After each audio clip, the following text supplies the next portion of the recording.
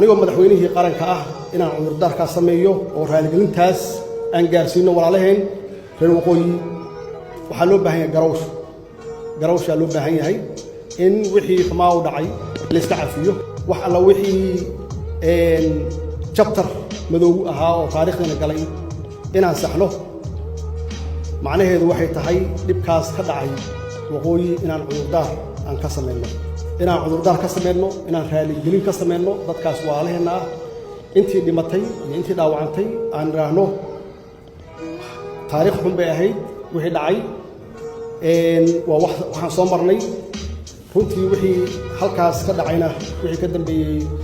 koonfur oo waqooyi ku duusha ma ahayn wax qabiil ku salaysan ma ahayn waxay ahayd system dawli ah oo markaas jiray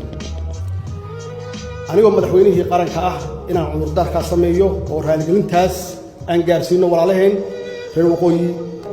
waxaa loo baahan yahay inaan iscafino kulligeenba inaan iscafino markaan iscafino yaa cadaalad la heli marka cadaalad la helo yaa nabad la heli nabad marka la helana nolol baa daba socota wiil iyo dal iyo qaran waa horaan kala doortay waxaan doortay qarankaan doortay walaalayaal haddaan doonayno horumar haddaan doonayno inaan la tartanno caalamka haddaan doonayno shacab caafimaad qaba aan qaadanno mabaadi'da waddaniyadda ah oo patriotismka ah